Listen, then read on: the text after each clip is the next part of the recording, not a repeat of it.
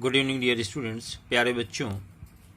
पिछली क्लास में आपने एनसीईआरटी बुक की एक्सरसाइज 1.1 कंप्लीट की थी।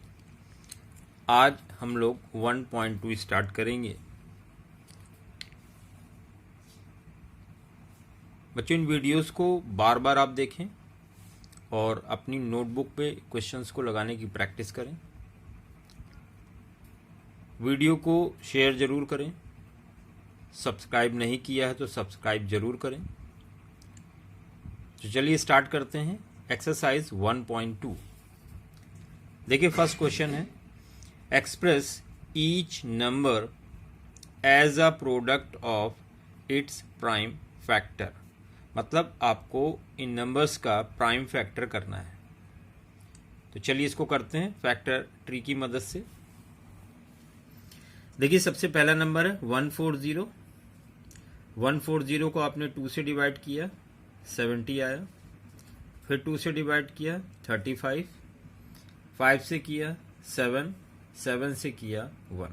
तो आप देख सकते हैं 140 के जो प्राइम फैक्टर होंगे 2, 2, 5, 7, यानी 2 की power 2 into 5 into 7। Next number है 156। आपने 2 से डिवाइड किया 78 आया। 2 से डिवाइड किया 39, 3 से डिवाइड किया 13, 13 से डिवाइड किया 1। इस तरह से आपने देखा 156 के जो प्राइम फैक्टर होंगे वो होंगे 2 इंटू 2 इंटू 3 इंटू 13। इसको आप लिखेंगे 2 की पावर 2 इंटू 3 इंटू 13। अगला नंबर देखिए 3825। 3 से डिवाइड किया 1275, फिर 3 से किया 425, 5 से किया 85, 5 से किया 17, 17 से किया 1। इस तरह से आपको 3825 के फैक्टर मिले 3 इंटू 3 इंटू 5 इंटू 5 इंटू 17। आप इसको लिख सकते हैं 3825 इज इक्वल 3 की पावर 2 इंटू 5 की पावर 2 इंटू 17। देखिए, नेक्स्ट नंबर है आपका 5005। 5 से डिवाइड किया 1001, 1001 से डिवाइड किया 1। इस तरह से 5005 के फैक्टर आपको मिले 5 इंटू 1001 प्राइम फैक्टर। देखिए, नेक्स्ट नंबर है 7429। इसको आपने 19 से डिवाइड किया 391, 391 से डिवाइड किया 1। तो 7429 के प्राइम फैक्टर होंगे 19 इंटू 391। तो इस तरह से देखा आपने प्राइम फैक्टर ट्री मेथड से किस तरह से आपने फैक्टर्स किए। नेक्स्ट क्वेश्चन की तरफ बढ़ते हैं, क्वेश्चन नंबर 2। देखिए, यहां पर क्वेश्चन में कहा गया है find LCM and HCF of the following pair of integers and verify LCM into HCF is equal product of 2 numbers. ठीक है, आपने फॉर्मूला पढ़ा था पिछली क्लास में, हमने आपको बताया था LCM into HCF is equal product of numbers. ठीक है, तो इसको वेरीफाई करना है आपको। सबसे पहले एलसीएम एचसीएफ फाइंड करना है और इस फॉर्मूले को वेरीफाई भी करना है, इस कंडीशन को। तो चलिए स्टार्ट करते हैं पहले पार्ट से। यहाँ पर 26 है और 91 है। एलसीएम फाइंड करेंगे 26, 91। 2 से डिवाइड किया 13, 91। 7 से डिवाइड किया 13, 13, 13 से 1, 1। तो एलसीएम बच्चों आ गया 2 इंटू 7 इंटू 13, 182। एचसीएफ के लिए क्या करेंगे, आपने अलग अलग प्राइम फैक्टर किए, जो कॉमन मिला वो आपका एचसीएफ हो गया। दोनों में कॉमन 13 है तो एचसीएफ हो गया 13। अब रिलेशन होती है LCM into HCF is equal A into B. LCM आपका कितना है 182 है इंटू एचसीएफ 13 है इज इक्वल फर्स्ट नंबर 26 है और सेकंड नंबर 91। जब इनको मल्टीप्लाई किया तो आपको लेफ्ट हैंड साइड में मिला 2366, राइट हैंड साइड में मिला 2366। दोनों साइड इक्वल हैं, इसलिए ये वेरीफाई हो गया। ठीक है, अगले क्वेश्चन की तरफ बढ़ते हैं। 510 एंड 92। तो पहले आपने एलसीएम फाइंड किया 92 और 510 का, 2 से डिवाइड किया 46255, फिर 2 से डिवाइड किया 23255, 3 से किया 2385, 5 से किया 2317, 17 से किया 231, 23 से किया 11। इस तरह से एलसीएम आपको कितना मिला? एलसीएम मिला आपको 2, 2, 3, 5, 17, 23। यह आएगा 23460। एचसीएफ फाइंड किया तो सबसे पहले प्राइम फैक्टर किया आपने 510 के, 2 से 255 आएगा, 3 से किया 85, 5 से किया 17, 17 से किया 1, 92, 2 से किया 46, फिर 2 से डिवाइड किया 23 और 23 से किया तो 1। आप देख सकते हैं दोनों में कॉमन क्या है? 2, तो एचसीएफ आ गया 2। ठीक है, अब वेरिफिकेशन करेंगे। आपको पता है LCM into HCF is equal A into B.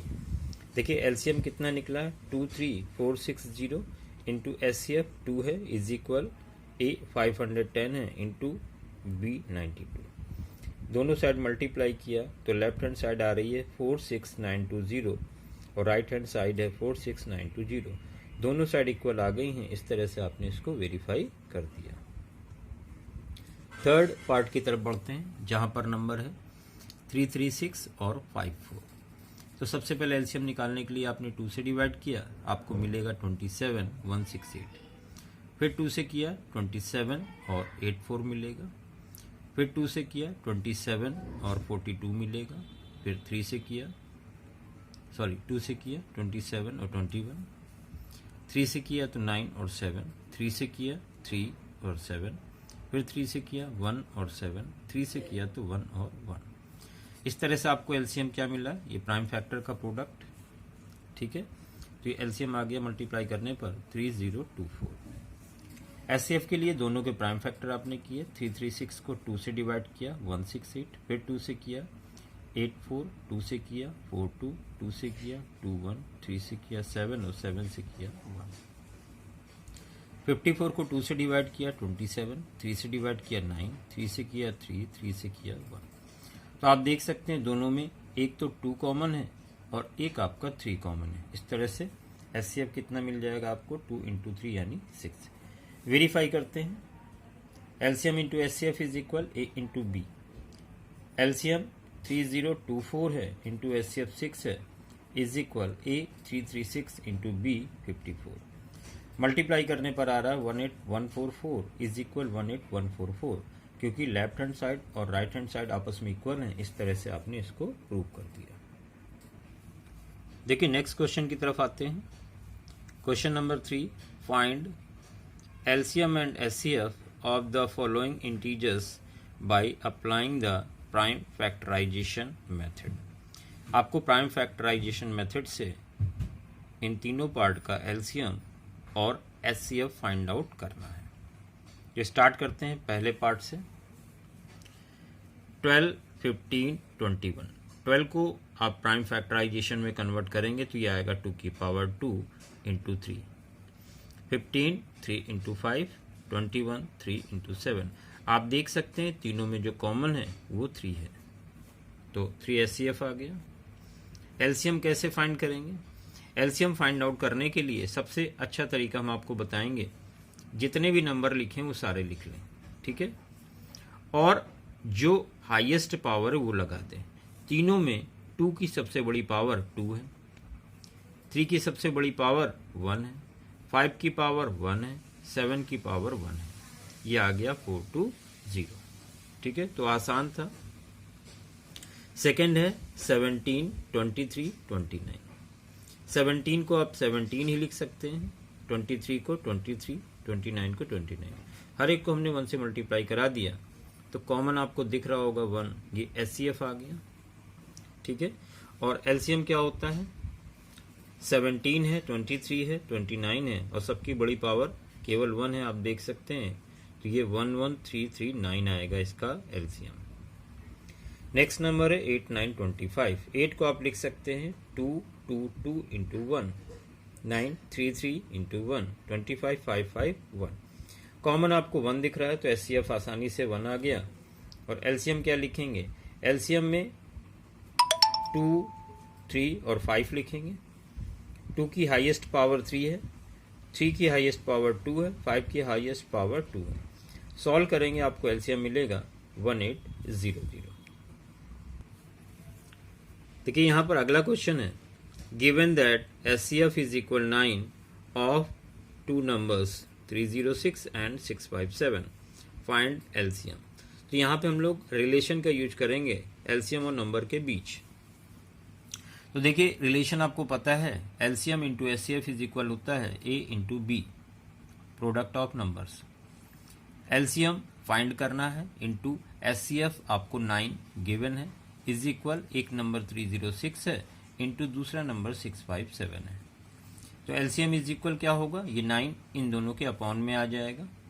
9 से 657 को कट करेंगे 73 टाइम। इस तरह से एलसीएम आपको मिल जाएगा 22338। ठीक है, तो आपने आसानी से एलसीएम फाइंड आउट कर लिया है इस फॉर्मूले की हेल्प से।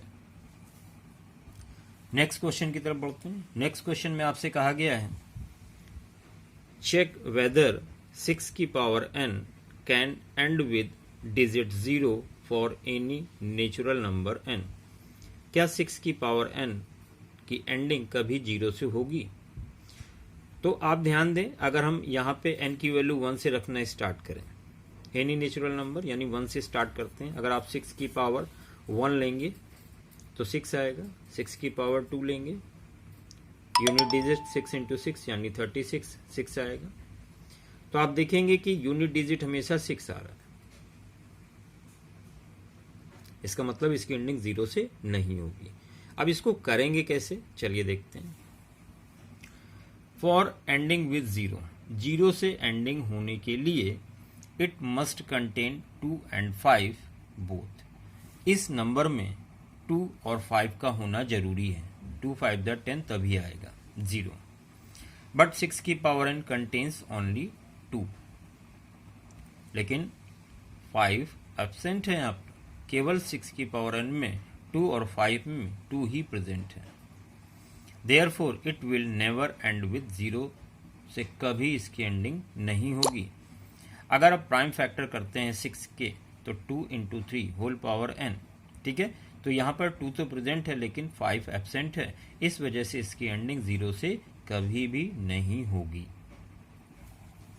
नेक्स्ट क्वेश्चन की तरफ बढ़ते हैं। आपसे कहा गया है, explain why 7 into 11 into 13 plus 13 and 7 into 6 into 5 into 4 into 3 into 2 into 1 plus 5 are composite numbers. आपको ये प्रूव करना, दिए गए जो नंबर हैं ये कंपोजिट नंबर हैं, क्यों? तो बच्चों कंपोजिट नंबर की डेफिनेशन हम आपको पिछली क्लास में बता चुके हैं। कंपोजिट नंबर वो नंबर होते हैं जिनके फैक्टर कम से कम 2 से ज़्यादा हों, एटलीस्ट मोर देन 2। तो आप यहाँ देख सकते हैं, पहला पार्ट लेते हैं 7 इंटू 11 इंटू 13 प्लस 13, दोनों से 13 कॉमन ले लिया, ब्रैकेट में बचा 7 इंटू 11 प्लस 1, ये हो जाएगा 77 प्लस 1 यानी 78। देखिए अब ये गिवन नंबर जो है 13 से डिविजिबल है, एक फैक्टर ये हो गया, 78 से है, दूसरा फैक्टर ये हो गया, और 1 से तो है ही, तो 2 से ज़्यादा मिल गए आपको, इसलिए क्या है, ये कंपोजिट नंबर है। 1014, it is a composite number because it has more than 2 factors. आपको समझ में आ गया होगा, और पिछले वीडियो को ज़रूर देखें अगर चीज़ें आप और अच्छे से क्लियर करना चाहते हैं। सेकेंड पार्ट की बात करेंगे, 7 into 6 into 5 into 4 into 3 into 2 into 1 plus 5, 5 common ले लिया, ब्रैकेट में बचा 7 into 6 into 4 into 3 into 2 into 1 plus 1, तो 5 इंटू 1009 हो जाएगा। आप देख सकते हैं 5 से डिविजिबल है, 1009 से डिविजिबल है, 1 से डिविजिबल, यानी फैक्टर 2 से ज़्यादा हो गए। Therefore 5045 it is a composite number because it has more than 2 factors. तो आपको क्लियर हो गया होगा कि दोनों दिए गए नंबर कंपोजिट नंबर हैं क्यों है। ठीक है, देखिए अगला क्वेश्चन है, there is a circular path around a sports field. एक स्पोर्ट फील्ड है, सर्कुलर पाथ है उसके चारों तरफ। Sonia takes 18 minutes to drive 1 round of the field. Field का एक चक्कर लगाने में सोनिया को 18 मिनट्स लगते हैं। While Ravi takes 12 minutes for the same. जबकि रवि को 12 मिनट लगते हैं। Suppose they both start at same point and at the same time and go in the same direction. After how many minutes will they meet again at the starting point? Sonia 18 minutes लेती है और Ravi 12 minutes. अगर ये दोनों एक साथ start करते हैं तो कितने समय बाद ये एक दूसरे से मिलेंगे? एक अच्छा क्वेश्चन है, एग्जाम में पूछा गया इस तरह का क्वेश्चन। तो बेटा इस तरह के क्वेश्चन, जैसे घड़ी की बात हो, सुइयों के पाथ की, या ग्राउंड जो सर्कुलर हो, इस तरह के क्वेश्चंस में अक्सर आप ध्यान रखें क्या फाइंड आउट करते हैं। तो यहाँ पर हम लोग एलसीएम फाइंड आउट करेंगे। तो 18 और 12 को 2 से डिवाइड किया, 9 और 6, 2 से किया 9 और 3, 3 से किया 3 और 1, 3 से किया 1 1। तो एलसीएम आ गया 2 की पावर 2 और 3 की पावर 2। 2 2 जा 4, 3 3 जा 9, 9 4 जा 36। They will meet again at the starting point after 36 minute. 36 minute के बाद ये दोनों एक दूसरे से मिलेंगे। ठीक है, तो ये क्लियर हो गया होगा आपको क्वेश्चन। तो बहुत आसान से क्वेश्चन थे। तो बच्चों इन वीडियोस को बार बार देखें, प्रैक्टिस करें, ताकि आपको क्वेश्चंस और ज़्यादा इजी लगें। चलिए बढ़ते हैं नेक्स्ट एक्सरसाइज की तरफ। देखिए नेक्स्ट एक्सरसाइज है आपकी 1.3। पहला क्वेश्चन है, prove that √5 is irrational number.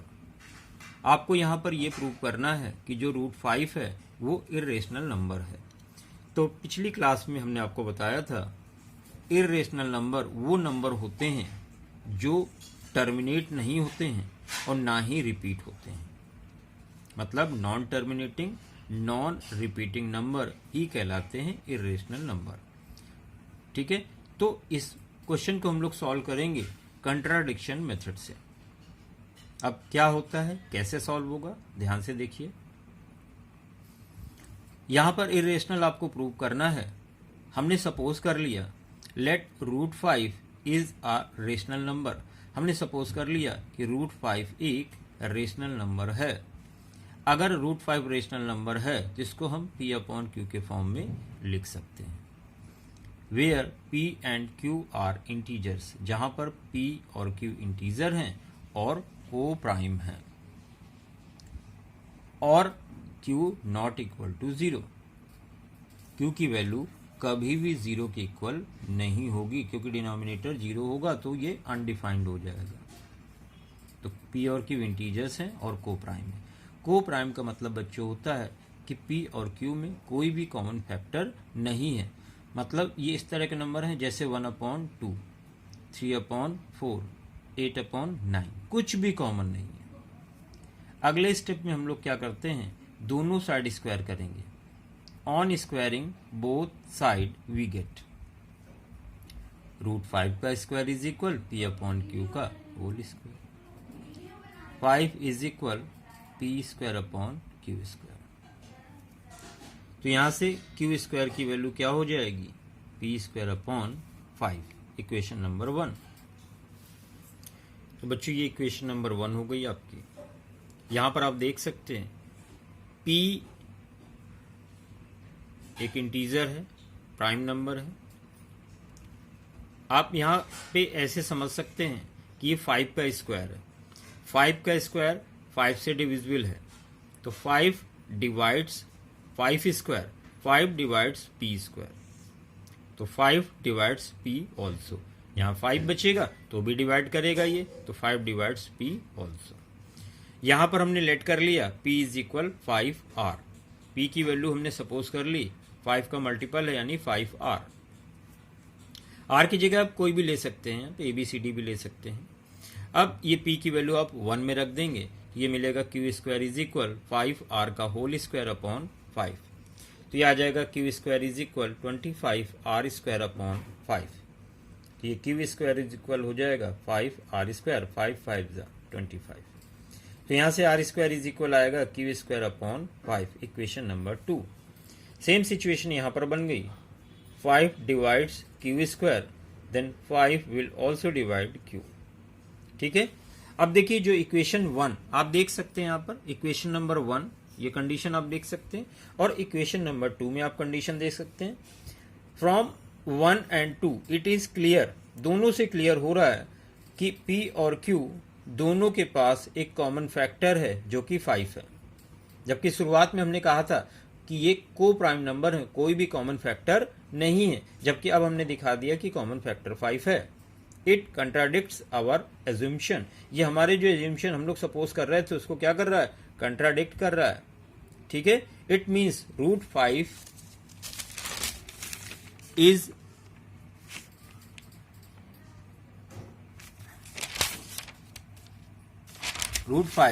Is rational number. ये हम लोग लेके चल रहे थे, उसको इसने क्या कर दिया, गलत साबित कर दिया। इसका मतलब रूट 5 एक रेशनल नंबर नहीं है, रूट 5 एक इर्रेशनल नंबर है।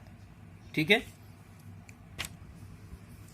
तो बच्चों अगले क्वेश्चन की तरफ बढ़ेंगे। Question number 2, prove that 3 + 2 root 5 is irrational. जबकि आपको गिवन है कि रूट 5 एक इर्रेशनल नंबर है। यहां पे भी हम लोग कंट्राडिक्शन मेथड यूज करेंगे। 3 + root 5 is a rational number, ये सपोज के चलेंगे, सपोज करके 3 + 2 रूट 5 को हम p अपॉन क्यू लिख सकते हैं, जहां पर p और q इंटीजर हैं और को प्राइम हैं और q नॉट इक्वल टू 0 है। अभी 2 root 5 is equal p upon Q, और 3 को इधर भेज देंगे तो -3 हो जाएगा। तो रूट 5 इज इक्वल आ जाएगा 1/2 और ब्रैकेट में p upon Q -3। p and q are integers. p upon Q क्या है, एक रेशनल नंबर है। p अपॉन क्यू -3 क्या होगा, ये भी एक रेशनल नंबर होगा। और 1/2 ब्रैकेट में p अपॉन क्यू -3 भी एक रेशनल नंबर होगा। तो आप देख सकते हैं इधर क्या है, ये रेशनल नंबर है, जबकि रूट 5 क्या होता है, एक इर्रेशनल नंबर। और कभी भी इर्रेशनल नंबर रेशनल नंबर के इक्वल नहीं होगा। इसका मतलब 3 + 2 रूट 5 जिसको हम रेशनल नंबर मान के चल रहे हैं, ये एक्चुअल में रेशनल नंबर नहीं है, ये एक इर्रेशनल नंबर है। ठीक है, नेक्स्ट क्वेश्चन बिल्कुल इसी तरह से, prove that following are irrational. 1/√2, 1/√2 दिया हुआ है आपको। ठीक है, तो इसको हमने मान लिया 1/√2 is equal p upon q, where p and q are integers and co prime and q not equal to 0। तो √2 इज इक्वल क्या हो जाएगा, q अपॉन p। ठीक है, p and q are integers, thus √2 is a rational number, but this is contradict the fact √5, sorry यहाँ पर √2 कर लें, √2 इज एन इरेशनल नंबर। आप चाहें तो √2 को भी पूरे प्रोसीजर के साथ दिखा सकते हैं कि ये एक इरेशनल नंबर है, लेकिन अगर आपको गिवन है कि √2 एक इरेशनल नंबर है तो आपको डायरेक्ट लिख देना है कि ये एक इरेशनल नंबर है, जबकि ये एक रेशनल नंबर है। इस वजह से ये जो हम एज्यूम्पशन लेके चल रहे थे उसको क्या कर रहा है, कंट्राडिक्ट कर रहा है। इसका मतलब 1/√2 एक इरेशनल नंबर है। देखिए नेक्स्ट पार्ट है आपका 7√5। तो यहां पर हमने फिर से कंट्राडिक्शन मेथड का यूज किया। Let 7√5 is a rational number. अब रेशनल नंबर है तो p अपॉन क्यू के फॉर्म में लिख सकते हैं, where p and q are integers and co prime. And Q not equal to 0। तो √5 is equal 1/7 P upon Q हो जाएगा। तो बच्चों यहाँ पे देख सकते हैं पी अपॉन क्यू है रेशनल नंबर, इसलिए 1/7 पी अपॉन क्यू क्या हो जाएगा, रेशनल नंबर। ये पूरा रेशनल नंबर है, जबकि √5 आपको दिया गया है क्वेश्चन में कि एक इर्रेशनल नंबर है। अब एक रेशनल नंबर इर्रेशनल नंबर के इक्वल तो नहीं होगा। इसका मतलब जो एज्यूम हमने किया था कि 7√5 एक रेशनल नंबर है, ये रॉन्ग हो गया। एक्चुअल में ये क्या है, ये एक इर्रेशनल नंबर है। ठीक है, तो यहां पे भी आपने कंट्राडिक्शन मेथड का ही इस्तेमाल किया है। नेक्स्ट पार्ट है 6 + √2। तो 6 + √2 को उसी तरह से हमने मान लिया रेशनल नंबर, तो 6 + √2 को लिख सकते हैं P अपॉन Q के equal, where P and Q are integers and co prime and Q not equal to 0। अभी 6 को इधर भेज दिया, P अपॉन Q एक rational number, P upon Q - 6 will also be a rational number. तो आप देख रहे हैं ये एक रेशनल नंबर है, जबकि ये क्या है, इर्रेशनल नंबर। और कभी भी रेशनल नंबर इर्रेशनल नंबर के इक्वल नहीं होगा। सो it contradicts our hypothesis that 6 + √2 is the rational number. Therefore, 6 + √2 is an irrational number. चलिए बच्चों अगली एक्सरसाइज की तरफ बढ़ते हैं। एक्सरसाइज 1.4। देखिए इन एक्सरसाइज को करने से पहले आप जो पिछले वीडियो हैं उनको जरूर देखें, ताकि चीजें आपको ये आसानी से क्लियर हो जाएं। देखिए क्वेश्चन नंबर 1 में कहा गया है, without actually performing the long division state whether the following rational numbers will have terminating decimal expression और a non terminating decimal expression. आपको ये बताना है कि गिवन नंबर जो हैं ये टर्मिनेटिंग हैं या नहीं है। तो यहाँ पे 13/3125 है, आप देख सकते हैं 13/3125 को आप लिख सकते हैं 5 की पावर 5। बेटा हमने आपको बताया था कि अगर डिनोमिनेटर में 2 है या फिर 5 है या फिर 2 और 5 दोनों हैं, तो ये एक टर्मिनेटिंग नंबर होगा। आप देख सकते हैं यहाँ पर 5 प्रेजेंट है, केवल 5 प्रेजेंट है, इस वजह से ये एक टर्मिनेटिंग नंबर होगा। The denominator has only 5 as its factor, therefore given number is a terminating decimal। 17/8 की बात करेंगे तो 17/2 की पावर 3 2 प्रेजेंट है, इसका मतलब ये एक टर्मिनेटिंग डेसिमल होगा। 64/455 इसको आप लिख सकते हैं 64/5 × 7 × 13। देखिए 5 प्रेजेंट है, लेकिन 7 और 13 भी प्रेजेंट है। हमने आपसे कहा था डिनोमिनेटर में केवल 2 होना चाहिए या 5 होना चाहिए या 2 और 5 दोनों होने चाहिए, तो ये टर्मिनेटिंग नंबर होगा। लेकिन ये 7 और 13 भी आप देख सकते हैं यहाँ पर हैं, इसका मतलब ये नॉन टर्मिनेटिंग डेसिमल है। ठीक है, कैसा है, non terminating decimal. Next part की बात करेंगे जहां पर दिया है 15/1600, जिसको आप लिख सकते हैं 15/2 की पावर 6 × 5 की पावर 2। 2 भी प्रेजेंट है, 5 भी प्रेजेंट है, इसका मतलब ये टर्मिनेटिंग डेसिमल है। 29/343 29/7 की पावर 3। 2 एब्सेंट है, 5 भी एब्सेंट है, 7 प्रेजेंट है, इसका मतलब ये नॉन टर्मिनेटिंग डेसिमल है। 23/2 की पावर 3 5 की पावर 2। 2 भी प्रेजेंट है, 5 भी प्रेजेंट, इसका मतलब ये एक टर्मिनेटिंग नंबर है, टर्मिनेटिंग डेसिमल है। 1 to 9 2 प्रेजेंट है, 5 प्रेजेंट है, लेकिन साथ में 7 भी प्रेजेंट है, इसका मतलब ये एक नॉन टर्मिनेटिंग डेसिमल होगा, क्योंकि केवल 2 होना चाहिए या फिर 5 होना चाहिए या फिर 2 और 5 दोनों होने चाहिए। इसके अलावा अगर कोई भी नंबर आ गया तो ये एक नॉन टर्मिनेटिंग डेसिमल होगा। अगला है 35/50। 5 से कट किया 7/10। 2 भी प्रेजेंट है, 5 भी प्रेजेंट है, इसका मतलब ये एक टर्मिनेटिंग डेसिमल नंबर है। नेक्स्ट है 77/210। इसको आपने 7 से कट कर दिया तो 11/30 आएगा। तो 11/235, 2 प्रेजेंट है, 5 प्रेजेंट है, लेकिन इसके साथ साथ 3 भी प्रेजेंट है। इसका मतलब ये नॉन टर्मिनेटिंग डेसिमल नंबर है। क्वेश्चन नंबर 2 की तरफ बढ़ेंगे। यहां पर आपसे कहा गया है write down the decimal expression of those rational numbers in question number 1 above which have terminating decimal expression। जो ऊपर नंबर आपने लिए हैं जो टर्मिनेटिंग वाले थे उनको आपको डेसिमल फॉर्म में कन्वर्ट करना है। तो 13/3125, जब 13 को आप 3125 से डिवाइड करेंगे तो आपको मिलेगा 0.00416, यानी ये 5 डेसिमल प्लेस के बाद टर्मिनेट होगा। इसी तरह से जब आप 17 को 8 से डिवाइड करेंगे तो 2.125, यानी 3 डेसिमल प्लेस के बाद टर्मिनेट होगा। नेक्स्ट नंबर है 15/1600, तो ये आएगा 0.0072375, यानी 2 2 4 2 6, 7 डेसिमल डिजिट के बाद टर्मिनेट होगा। 23/200.115, ये 3 डेसिमल प्लेस के बाद टर्मिनेट होगा। 6/15, 3 से कट किया, 2/5, 0.4 आएगा, यानी 1 डेसिमल प्लेस के बाद टर्मिनेट होगा।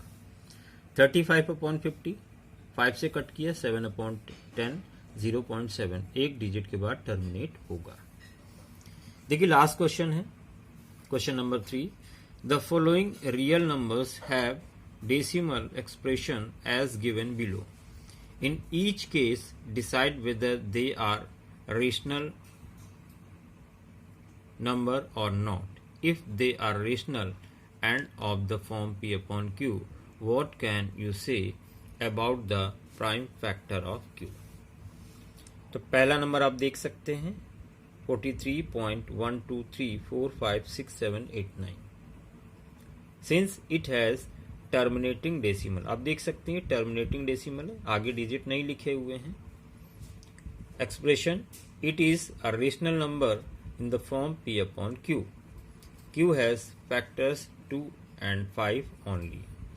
ठीक है, जब आप इस यहाँ से पॉइंट हटाएंगे तो अपॉन में 0 बढ़ेंगे, 3 3 6 3 9 0 बढ़ेंगे, तो 2 और 5 का मल्टीपल होगा। नेक्स्ट नंबर है 0.120, 1200, 12000 एंड सो ऑन। आप देख सकते हैं डेसिमल प्लेस के बाद कोई भी डिजिट रिपीट नहीं हो रहा, सेम नंबर रिपीट नहीं हो रहे हैं। इसका मतलब ये एक नॉन टर्मिनेटिंग है और इसको हम P अपॉन Q के फॉर्म में नहीं लिख सकते हैं। ठीक है, थर्ड पार्ट की बात करेंगे 43.123456789। ऊपर बार लगा हुआ है, अगर बार लगा है नंबर पर, ठीक है, तो ये आपका रेशनल नंबर है। ठीक है, ये आपका रेशनल नंबर होगा, इसको हम P अपॉन Q के फॉर्म में लिख सकते हैं। तो ये टर्मिनेटिंग नंबर है, सॉरी रेशनल नंबर है और रिपीटिंग है। ठीक है, ये एक रेशनल नंबर होगा। आप ध्यान रखिएगा, जब बार का साइन मिले तो वो एक रेशनल नंबर होगा।